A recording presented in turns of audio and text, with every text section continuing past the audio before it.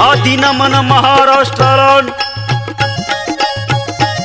आदिनमन महाराष्ट्राला, भारत मातेला, संतांच्या पवित्र चरणाला, पवित्र चरणाला जिरहाजी जी, पवित्र चरणाला जिरहाजी जी, पवित्र चरणाला जिरहाजी जी. एक संत असा होऊन गेला, असा होऊन गेला, असा होऊन गेला. एक संत असा होऊन गेला, असा होऊन गेला. तुकडोजी होते नावाला. मुद्रा करतो महान संताला, महान संताला जिरहाजी जी, महान संताला जिरहाजी जी, महान संताला जिरहाजी जी. मंडळी, या महाराष्ट्रामध्ये अनेक संत होऊन गेले आणि त्यापैकीच एक म्हणजे राष्ट्रसंत तुकडोजी महाराज आहेत. आणि या राष्ट्रसंतांचा परिवारच असा आहे, म्हणजे आदिनाथाचे शिष्य निवृत्तीनाथ, निवृत्तीनाथाचे शिष्य ज्ञानेश्वर महाराज, ज्ञानेश्वर महाराजांचे शिष्य हैबती महाराज, हैबती महाराजांचे शिष्य बेंडूजी महाराज आणि बेंडूजी महाराजांचे शिष्य बगाजी महाराज, बगाजींचे शिष्य संत मायबाई आणि संत मायबाईंचे शिष्य संत अडकोजी महाराज आणि अडकोजी महाराजांचे शिष्य म्हणजेच राष्ट्रसंत तुकडोजी महाराज आहेत. अरे हा विदर्भ महाराष्ट्राचेच नव्हे तर भारत मातेचं हृदय आहे आणि म्हणूनच त्याचे हे श्रेष्ठत्व बघा. विदर्भ भवती सा विदर्भ, अर्थात विद म्हणजे जाणीव आणि भवती म्हणजे आपोआप. जेथे सहज ज्ञान प्राप्त होते त्या भूमीचं नाव म्हणजे विदर्भ. आणि अशा या विदर्भ प्रदेशामध्ये अमरावती जिल्ह्यामध्ये यावली या गावामध्ये श्री गणेश पंत ठाकूर इंगळे नावाचे एक सदग्रस्त राहत होते. त्यांच्या पत्नीचं नाव तानाबाई. नामदेव उर्फ बंडोजी हे त्यांचे एकुलते एक पुत्र रत्न. हे ठाकूर घराणे तसे मूळचे उत्तर हिंदुस्थान मधले. त्यानंतर ते अमरावतीला राहायला आले आणि यावलीला 3-4 पिढ्यापासून कायमचे स्थिर झाले. ठाकूर घराण्याचा तसा परमार्थाकडे पूर्वीपासूनच ओढा. अरे पंढरीचा पांडुरंग ते त्यांचं इष्ट दैवत. आपला चरितार्थ ते भिक्षेवरच भगवीत होते आणि घरी 18 दारिद्र्य असूनही त्यांनी त्यावेळेस 1 लाख लोकांना भोजन दिलं आणि आपला मृत्यू दिन अगोदरच सांगितला होता. गणेश पंतांना विचार पडला, आपला मुलगा उपवर झालाय, त्याचं लग्न झालं, परंतु काही काळातच पहिली पत्नी वारली. याला संसाराची चिंता नाही, पुन्हा संसार कसा व्हावा या विवंचनेमध्ये गणेश पंत इंगळे वयाच्या 80व्या वर्षी स्वर्गवासी झाले. 70व्या वर्षी बंडोजींच्या मातोश्री गेल्या. अशा या धर्मशील उभयंतांचा शेवट झाला. याच अमरावती जिल्ह्यामध्ये वरखेड नावाचे एक गाव आहे. संतांचे माहेरघर असते. तिथे सर्व गावाभोवती उघड्या समाध्या दिसतील. संतांच्या चरण स्पर्शानं पावन झालेलं ते वरखेड गाव. तेथे तुकाराम बुवाचा आणि बकारामजी वानखडे ब्रह्मभट हे दोघे बंधू राहत होते आणि त्यामध्ये बकाजींचा बोलबाला होता. आणि आजही वरखेड येथे भाटाची डोम म्हणून त्यांची शिती ओळखली जाते. त्यांचे जवळ एक खोलीभर हस्तलिखित धर्मग्रंथ होते. अनेक ग्रंथांची पारायणे त्यांनी केली. त्यांचे बंधू तुकाराम बुवाच्या पत्नीचे नाव बजाबाई. अशा या भगवत भक्तांच्या पोटी पुत्र गोविंद व कन्या मंजुळा नावाची 2 अपत्य जन्माला आली. त्या भावभक्तीच्या मळ्यामध्ये ही भावंड वाढू लागली. माता पित्यापेक्षा देवभक्तीचा ठसा त्या दोघांवर जास्त होता. त्याच वेळी तानाबाईने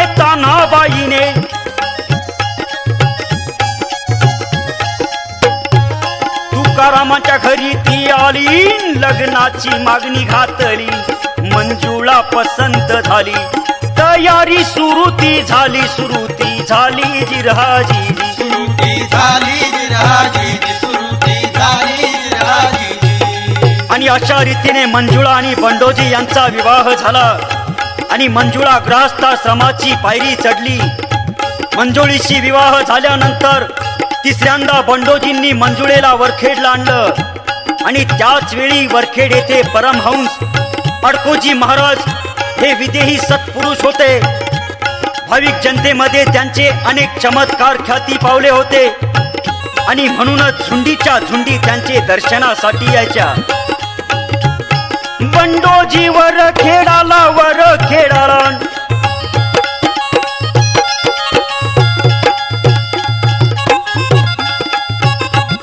बंडोजी वर खेळाला आले होते सासूरवाडीला. 8 दिवस थांबले गावाला, निघण्याच्या लागले तयारीला जिरहाजी लागले तयारीला जिरहाजी लागले तयारीला जिरहाजी. त्या वरखेडचा त्यावेळी एक नियमच बनला होता की येता जातानी मुली सुनांनी समर्थांचं दर्शन घ्यावं आणि त्याप्रमाणे हे दोघेही उभयंता समर्थांचे दर्शनासाठी आले. मंजुळेचे भाग्यच उदयाला आलं आणि पर्यायानं देशाची ती अद्भुत मूर्ती श्री अडकुजी महाराज कलियुगात ज्या अमृत आहे आंबा ते सेवन करीत होते आणि तो आंबा ते मंजुळाच्या स्वाधीन करू लागले. लाजाळू मंजुळा घेत नव्हती. महाराज घे ना म्हणून आपला कैवल्य दानी हात पुढे करत होते. बसणारी मंडळी बंधू गोविंद यांनी आज्ञा देताच समर्थांचा दिव्य प्रसाद मंजुळेने घेतला आणि ब्रह्मगिरीचे समर्थ म्हणत होते, महाआंबा घे आणि तो आंबा दे असे बोलून कृपा प्रसादाचा तो करार झाला आणि मंजुळा सासरी गेली. समर्थांनी आशीर्वाद दिला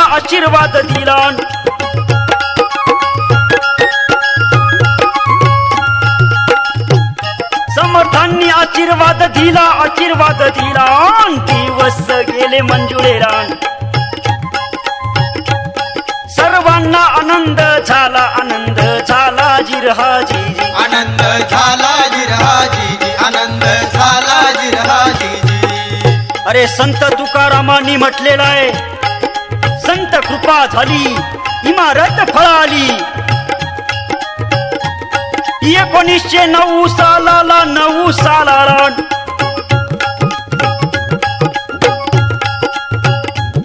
1909 सालाला 9 सालाला एप्रिलच्या 30 तारखेला गुरुवारी प्रातःकाळाला राष्ट्रसंत आले जन्माला जिरहाजी आले जन्माला जिरहाजी आले जन्माला जिरहाजी. आणि गुरुवारच्या सकाळच्या वेळी नभो मंडळी मोठा तारा तुटला. अरुणोदयी जगाला प्रकाश देणार हे माणिक उदयाला आलं. भगवान येशू ख्रिस्ताच्या जन्माचे वेळी सुद्धा असाच प्रकार घडला होता असं म्हणतात. अरे या दोन्ही महापुरुषांच्या जन्म घटनेमध्ये आणि कार्यामध्ये विलक्षण साम्य आहे.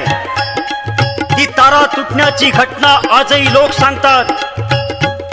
बाळ असे जन्माला आले लक्षण दिसू लागले. अवतारी पुरुष वाटले जिरहाजी पुरुष वाटले जिरहाजी पुरुष वाटले जिरहाजी. वाऱ्याने त्याच समयाला निर्माण केलं वादळाला जिरहाजी केलं वादळाला जिरहाजी. आणि ज्या वेळेला राष्ट्रसंत तुकडोजी महाराज जन्माला आले त्यावेळी त्यांच्या माता पित्याशिवाय या निसर्गालाही उत्साह निर्माण झाला. वाऱ्याने आपला उत्साह वादळाच्या रूपामध्ये दाखवला. विजा कडकडू लागल्या. जोरानं वादळ सुरू झालं आणि त्या वादळामुळे बंडोजीच्या घराच्या वरील जे छप्पर होतं ते पार उडून गेलं. वादळ गेले समयाला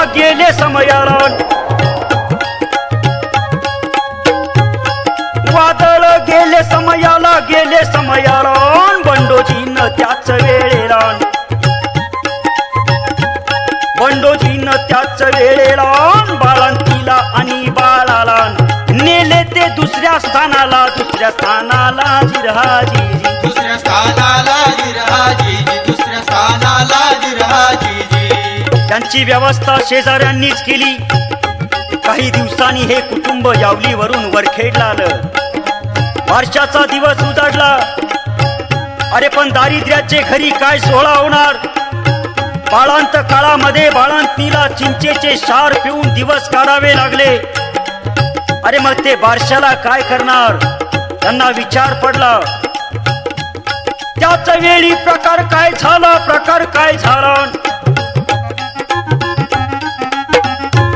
त्याच वेळी प्रकार काय झाला. गुलाबाबा याच समयाला आले ते त्यांच्या घराला. बोलले तव मातेला तुझा बाळ पाहू दे मला. हातामध्ये घेऊन बाळाला दृष्टादृष्ट झाली समयाला. बाळ ते लागले हसायाला. बाबांनी त्याच समयाला नामकरण केले स्थानाला. नमन केलं बाळाला. आशीर्वाद दिला समयाला. निघून गेले प्रवासाला जिरहाजी गेले प्रवासाला जिरहाजी आणि तेव्हापासून मंजुळा त्या बाळाला माणिक म्हणूनच हाक मारू लागली. आणि छोटा माणिक चंद्राच्या कलेप्रमाणे वाढू लागला. पाळण्यामधून लोंबणे, जास्त प्रमाणात रुसणे, तर कधी शांत राहणे.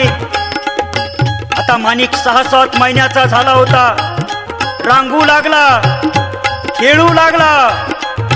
त्याच्या खोडकर वृत्तीमुळे मंजुळेने त्याला जात्याला बांधलं आणि आपले काम करायला लागली. पण या बाळकृष्णानं मातेची नजर चुकून ते जाते उडीत बाहेर आणलं. अशा प्रकारे त्याच्या बाळलीला दिसू लागल्या. पुढे माणिक 4-5 वर्षाचा झाला. त्यावेळी त्याचं नदीवर जाणं, वाळूची पिंड करणं, जंगलातील त्या झाडांची पानांनी पूजा करणं, गावच्या जवळची मठ मंदिरं हुडकणं, तिकडच दिवसभर राहणं, अशा प्रकारे क्रीडा सुरू झाली. छोटा माणिक बालवयापासून ते प्रौढ होईपर्यंत उन्हाळपणाचे आणि वेळ व्यर्थ जाणारे खेळ खेळला नाही, तर ईश्वर भजनामध्ये तल्लीन राहिला. त्याचे वडील गुळाचा व्यापार करायचे आणि कपडे शिवायचे आणि मंजुळा माता त्यांना साथ करायची.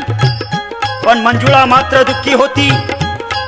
एकतर माणिक दिवसेंदिवस घरी येत नाही आणि तो फार रोड आहे, तो चांगला कसा होईल. ती ज्याला त्याला विचारायची, बाई माझा माणिक चांगला कसा होईल. कुण्यातरी बाईनं सांगितलं की मुलांना बिबे लावले की मुलं लवकर सुंदर आणि लठ्ठ होतात. हे ऐकताच साध्या भोळ्या मंजुळेनं बिबे ठेचले. छोट्या माणिकाला जवळ घेतलं. पुत्र प्रेमाच्या जिव्हाळ्याने पूर्ण शरीराला त्या भिलव्याचा वज्र लेप लावून दिला आणि थोड्या वेळानं छोटा माणिक खूप सुजला, लठ्ठ दिसायला लागला. त्याच्याकडे पाहून मंजुळा शेजारणीकडे गेली आणि म्हणाली, माय माझा माणिक फार छान दिसते. इतके दिवस का नाही तू सांगितले. पण माणिकाला त्याचे दुष्परिणाम माहित होते. त्याला खूप वेदना व्हायला लागल्या. परंतु तिला बिबे भरू देत नाही तर मातृ हृदय दुखावत आणि भरू देतो तर मला दुःख होत. यापेक्षा दुःख झालेलं बरं, पण मातेच्या भावना दुखू नयेत. यावरून धन्य ती माता आणि धन्य तिचा पुत्र आणि धन्य तिचा भोळेपणा. बिब्यामुळे वेदना सुरू झाली.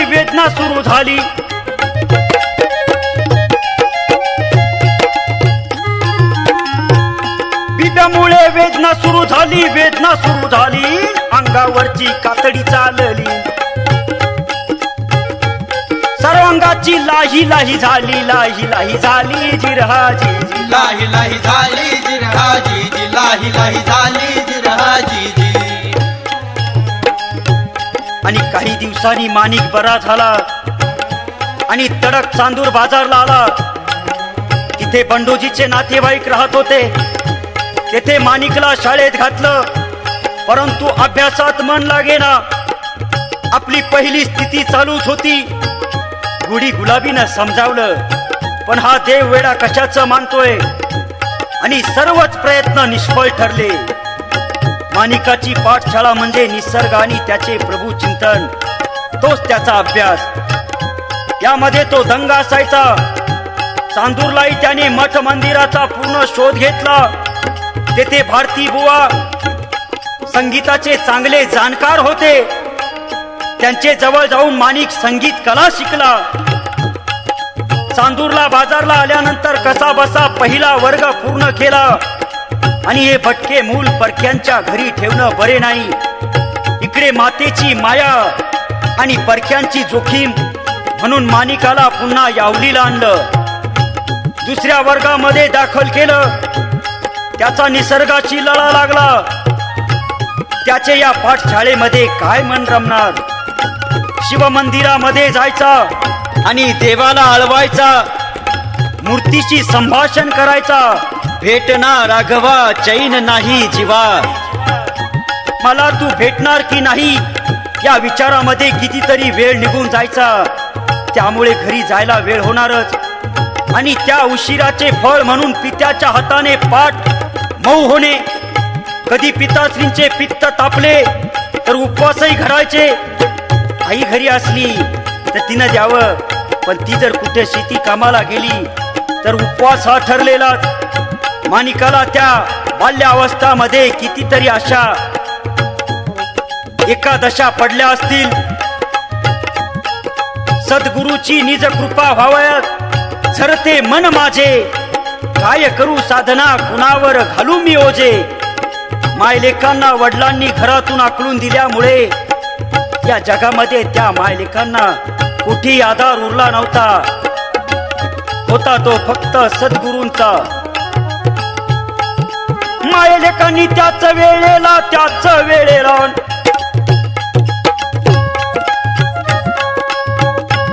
मायलेकांनी त्याच वेळेला सोडले तवयावलीला. सोडले तवयावलीला आले ते मामाच्या गावाला. आई बोलली त्याच वेळेला, तू जावे त्वरे मंदिराला, तू जावे त्वरे मंदिराला. बाबांचे दर्शन घेण्याला जिरहाजी. दर्शन घेण्याला जिरहाजी जी, दर्शन घेण्याला जिरहाजी जी. ऐकून मातृआज्ञेला माणिक त्वरे निघाला. माणिक त्वरे निघाला. प्रणाम केला बाबाला जिरहाजी. केला बाबाला जिरहाजी जी, केला बाबाला जिरहाजी जी. मंदिरामध्ये महाराज जणू प्रतीक्षेमध्येच होते. आणि माणिकाच्याही मनामध्ये गुरु दर्शनाचे प्रेम वास करीत होते. जणू दोघांनाही गरज होती. आणि माणिक दर्शनाकरता खाली वाकला आणि या गौरुस्त मौन व्याख्यानम अशा असलेल्या या महापुरुषाचे पाय धरले. महाराज म्हणाले, जास्त काय कायले जाते, इकडे खा, इकडे राहत जावं, काय कमी आहे. संत शब्दाचा आधार मिळाला आणि मनातील सर्व शंका वादळात सापडलेल्या पाल्या पाचोळाप्रमाणे पार उडून गेल्या. खांद्यावर हात ठेवून त्या कुटीमधल्या दिव्याकडे गुरुश्रींनी संकेत केला. नवे ब्रह्मदर्शना करता प्रवृत्त केलं. दीपज्योती सद्गुरूंनी उजळायला लावली. ऐकून गुरूंच्या आज्ञेला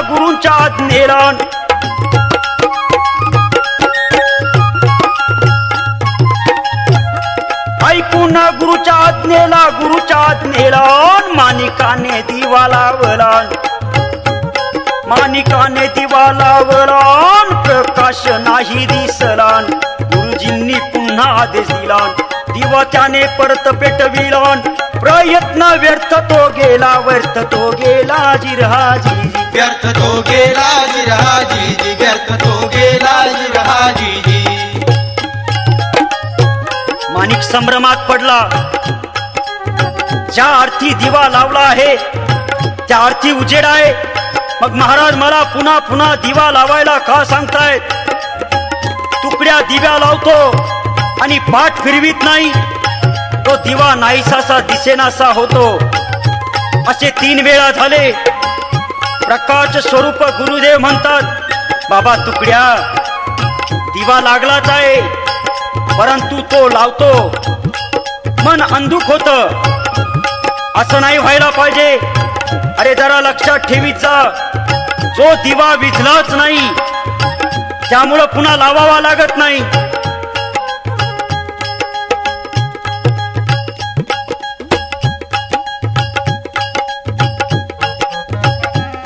शाहिरानं साज चढविलान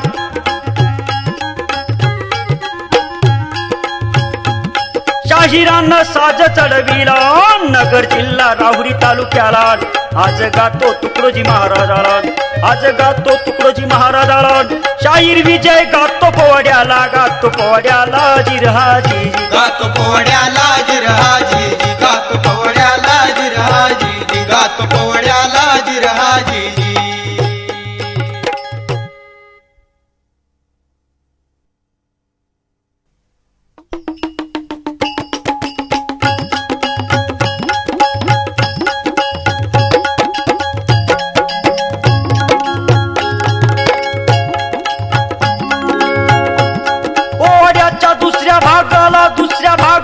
दुसऱ्या भागाला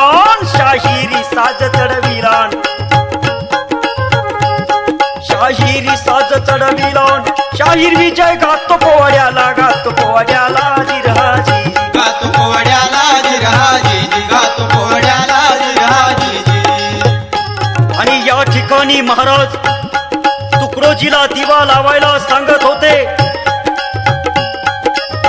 महाराज म्हणाले अरे जरा लक्ष ठेवीचा तो दिवा विझलाच नाही तर मग लावावा लागत नाही पुन्हा पण तू पाठ मोरा झाला की त्यावर काजळी येते ती फक्त दूर करायची असेच आहे या जीवनाचे माणूस कुठूनही पाठ मोरा झाला की तेथे काजळी येते तिच्यावर लक्ष ठेवणे म्हणजे दीप पाजळणे नव्हे तर उजळणे होय पुढे तुला दूरवर दिवे लावायचे तुला अनंतांना प्रकाश द्यायचा आहे अनेक आंधळ्यांना तुझे सत्य जीवन त्या विचारांचा दिव्य प्रकाश ठरणार आहे तुझ्या आत्मदीप ज्योतीवर अनंत जीव आपले दिवे पाजळतील त्याकरता श्वासावर लक्ष ठेवून तारतम्याने तू वाग आणि अडचण पडली तर माझी आठवण करीत जा कारण कोट्यावधी हृदय मंदिरातली पंत्या तुला पाजळायच्या आहेत या विश्वाला यावेळी प्रकाश देणारा तू एकटाच तो खरा दीपक आहेस अरे माझ्याच्यानं हे काम होऊ शकले नसते आणि म्हणून मी माझ्या पंथीवर तुझी ज्योत प्रज्वलित करून या विश्वाला देतोय त्याकरिताच मी येथे आलो आहे अरे या देशाला अज्ञानाचे अंधार प्रसंगी तूच खरा दिवा ठरणार आहे अरे कोट्यावधी पोटी तू कुलदीपक प्रकाशमान करणार आहे चोर आणि साव हा तुझा सम आणि स्थायी भाव राहणार आहे तू माझा दिवा व मी तुझा दिवा असा अद्वैत हो त्याकरिता मी तुला पुन्हा दिवा लावायला सांगतोय जीवन आणि जग हे झंझावात आहे प्रवास हा एकट्यानंच करायचा आहे जे दिसतं ते कोणीच कामाचे नाही तुझा दिवा विझविण्याचा सगळीकडून प्रयत्न होणार आहे त्यामध्ये तुला स्वमुक्कामावर पोचायचं आहे याची जागृती राहावी म्हणून मी तुला वारंवार दिवा लावायला सांगतोय असा उच्च अवस्थेचा गुरु शिष्यांचा संवाद झाला. छोटा माणिक आलावर खेळला, आलावर खेळला, आलावर खेळला.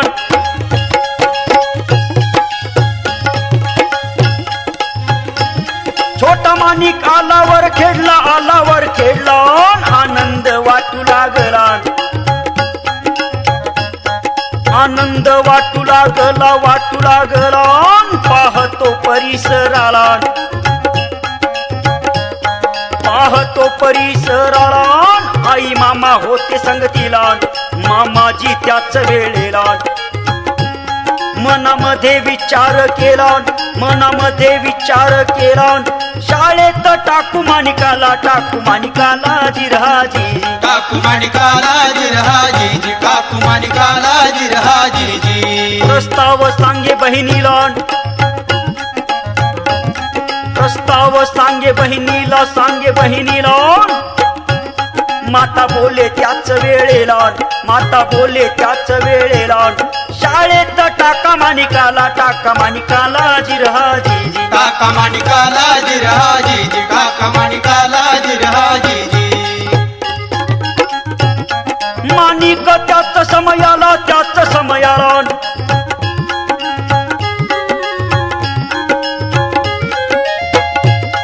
माणिक त्याच समयाला, त्याच समयाला. मातेला बोलू लागला, मातेला बोलू लागला, बोलू लागला. जात नाही मी शाळेला, गुरु आहे माझ्या पाठीला, गुरु आहे माझ्या पाठीला. शाळा मी शिकू कशाला, शिकले तेवढं पुरे आहे मला. आग्रह करू नका मला, आग्रह करू नका मला. मातानच ऐके शब्दाला, मातानच ऐके शब्दाला. शाळेत घातले माणिकाला, घातले माणिकाला जिरहाजी, घातले माणिकाला जिरहाजी, घातले माणिकाला जिरहाजी. आणि माणिक शाळेमध्ये जाऊ लागला. शाळा सुरू झाली, शाळा सुरू झाली समयाला, झाली समयाला.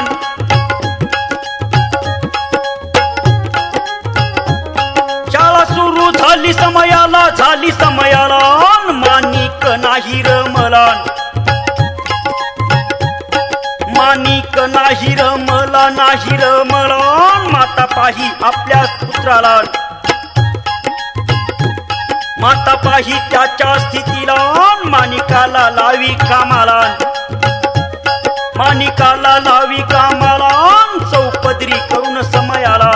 भिक्षा ती सांगे मागायाला, सांगे मागायाला जिरहाजी, सांगे मागायाला जिरहाजी, सांगे मागायाला जिरहाजी. तिसऱ्या वर्गाचा अभ्यास सुरू झाला, अभ्यास सुरू झाला. माणिक नाही रमला, माणिक नाही रमला. शिक्षकांनी त्याला मारला, शिक्षकांनी त्याला मारला, त्याला मारला. तीच शिक्षा होई माणिकाला, होई माणिकाला जिरहाजी, होई माणिकाला जिरहाजी, होई माणिकाला जिरहाजी. आणि अशा रीतीनं शिक्षण झालं. काही थांबलं. मंडळी, या राष्ट्रसंत तुकडोजी महाराजांचं संपूर्ण चरित्र हे काही एका पोवाड्यामध्ये सांगण्यासारखं नाही. पण तरी पण माझ्या अल्पबुद्धीला जे करता आलं ते काही प्रसंग मी आपणा समोर पोवाड्याद्वारे मांडत आहे. 1942 साला, 42 साला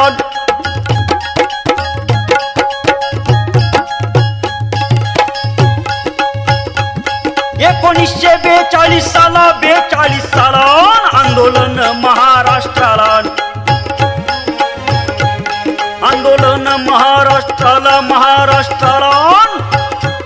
महाराजांनी त्याच समयाला, महाराजांनी त्याच समयाला भजने गायली स्थानाला, भजने गायली स्थानाला. जागृत केले जगाला, केले जगाला जिरहाजी, केले जगाला जिरहाजी, केले जगाला आणि 1942 ला जो लढा झाला त्या लढ्यामध्ये महाराजांनी भजने गाऊन या समाजाला जागे करण्याचे काम केले. अब काहे को धूम मचाते हो, दुखवा कर भारत सारे, आते हैं नाथ हमारे. झाड़ झड़ूले शस्त्र बनेंगे, भक्त बनेगी सेना, पत्थर सारे बॉम्ब बनेंगे, नाव लगेगी किनारे, असे महाराज सर्वांना सांगू लागले. अरे इतकेच नाही तर 1965च्या लढाईमध्ये सुद्धा महाराज भारतीय जवानांच्या समोर जाऊन त्यांना म्हणू लागले, मेरे प्यारे सुंदर भारत पर दुश्मन की नजर ना लगे, मेरे सुंदर प्यारे भारत पर दुश्मन की नजर ना लगे. दिलबर के लिए दिलदार है हम, दुश्मन के लिए तलवार है हम. इतके सांगून महाराज थांबले नाही तर देशवासियांना सुद्धा महाराज म्हणू लागले, अरे अग्नी भडकला युद्धाचा आणि तू आळस घेऊन बसे. तरुणी असूनी रक्त न उसळे, नव जवान तुझ म्हणा कसे. मेला तर तू शहीद होशी, कीर्ती तुझी देशावरती. परमचक्र आणि परमवीर ही पदवी देतील राष्ट्रपती. रोगराईनं कितीक मरती आहे, त्याची आहे का गणती. चंद्रपूर बघा जिल्ह्याला, बघा जिल्ह्याला,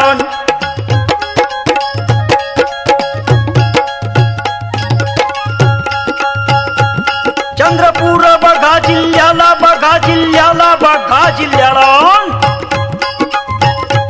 नेरी गाव आहे जिल्ह्याला, नेरी गाव आहे जिल्ह्याला. प्रकार काय घडला, प्रकार काय घडला, सांगतो आज तुम्हाला, आज तुम्हाला जिराजीजी, आज तुम्हाला जिरहाजीजी, आज तुम्हाला जिरहाजीजी. कृष्णराव भुते हे काही कामानिमित्त रामटेकला आले. त्यांनी तुकडोजीला पाहिले आणि विचारले, तुम्ही इकडे कसे काय. त्यावर तुकड्याने आपल्या अंतरीची जिज्ञासा व्यक्त केली. भुतेने तुकडोजीला चंद्रपूरचे ते सुरम्य वनश्रीचं वर्णन ऐकवलं. बोलले तव महाराजाला, तव महाराजाला.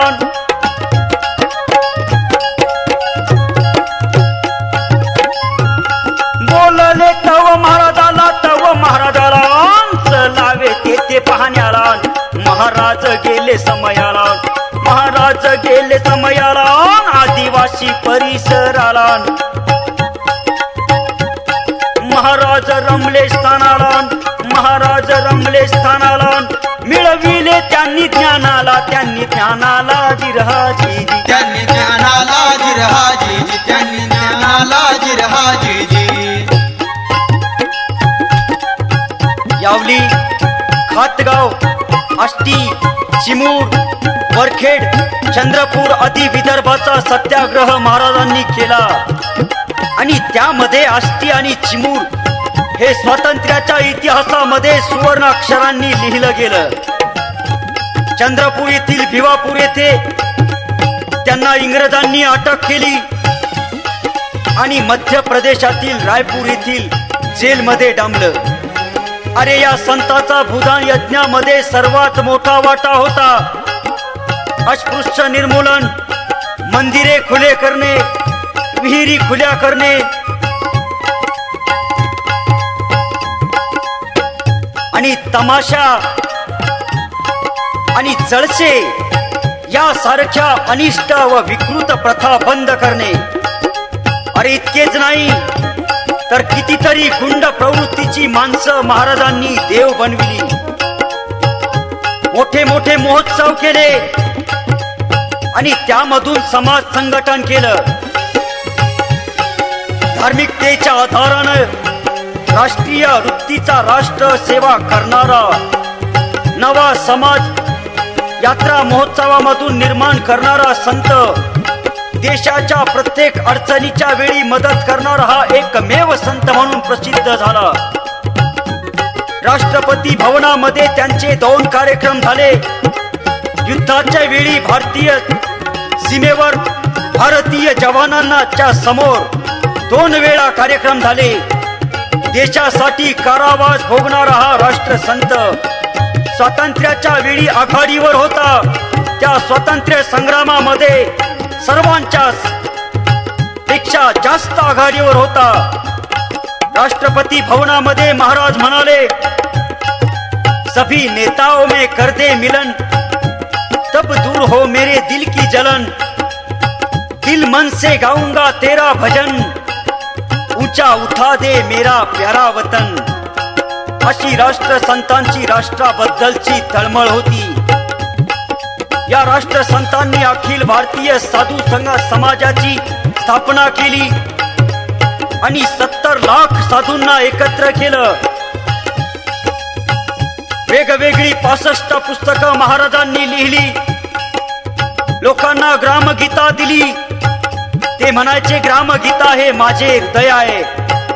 अरे, दररोजच्या जीवनामध्ये तत्वज्ञान सांगणारा हा ग्रंथ, तसेच सामूहिक ध्यान व सामूहिक प्रार्थना नित्य करा.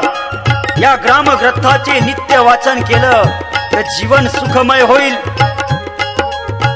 58 वर्षाचे समग्र आयुष्य चंदनाप्रमाणे जनसेवेमध्ये घालविले हे महाराज आयुष्याच्या शेवटी प्रत्येक कार्यक्रमामध्ये सांगायचे की हा माझा शेवटचा कार्यक्रम आहे. डॉक्टरांचे उपचार सुरू होते. महाराज म्हणायचे, मी आता जगत नाही. अरे, माझे शरीर एक प्रयोगशाळा आहे. डॉक्टरांना त्यांचे प्रयोग करू द्या. आजाराला आराम नाही. वरखेड क्षेत्री गुरूंचे दर्शन घेऊन नित्याप्रमाणे महाराज पंढरपूरला गेले आणि महाराज आजारी पडले. पंढरपूरच्या पांडुरंगाला अखेरचा प्रणाम केला आणि महाराज यांचं आजारपण वाढतच गेलं.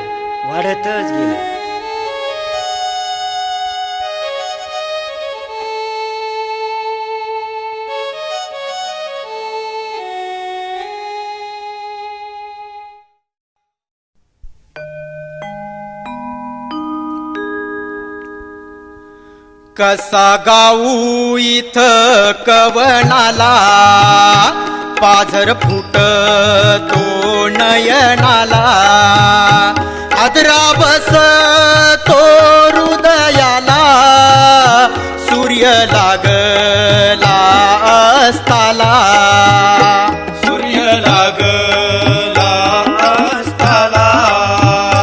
मानव सेवा ज्यांनी केली, स्वातंत्र्याची चळवळ केली, गावोगावी भजन केली, समाजाची सेवा घडविली, समाजाची सेवा घडविली, समाजाची सेवा घडविली.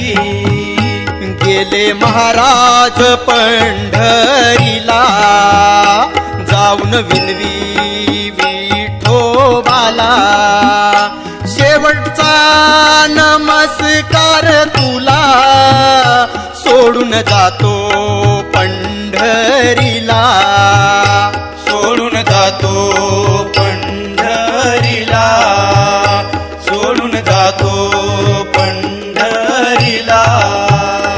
आजार बाबांचा वाढू लागला, चटकन हलविले मुंबईला, गर्दी लाखोंची भेटण्याला, जत्रा जमली दवाखान्याला, जत्रा जमली दवाखान्याला, जत्रा जमली दवाखान्याला. जो तो बोले डॉक्टराला, आलो इथं दर्शनाला, वाचवावे महाराजाला, आधार राहील विश्वाला, आधार राहील विश्वाला, आधार राहील विश्वाला. वार्ता समजली दुनियेला, महाराजांचा आजार वाढला. गात होते सारे भजनाला, आळवीत होते गुरुला. आळवीत होते गुरुला, आळवीत होते गुरुला. सन 68 सालाला, ऑक्टोबर या महिन्याला, शुक्रवार 11 तारखेला, काळा दिवस उजाडला. काळा दिवस उजाडला, काळा दिवस उजाडला. तिसऱ्या पहारच्या येळेला, 3 वाजण्याच्या समयाला, उलटी झाली महाराजाला. डोळे भरून पाहिले समाजाला, डोळे भरून पाहिले समाजाला, डोळे भरून पाहिले समाजाला. भक्तगण आले भेटण्याला, कुणी रोखिले समाधीला. 4 वाजण्याच्या समयाला, निरोप दुनियेचा घेतला. निरोप दुनियेचा घेतला, निरोप दुनियेचा घेतला. राष्ट्रसंताच्या देहाला, आणले जेव्हा अंघोळीला. ट्रक भगवामय केला, झाली सुरुवात अंतयात्रेला. झाली सुरुवात अंतयात्रेला, झाली सुरुवात अंतयात्रेला.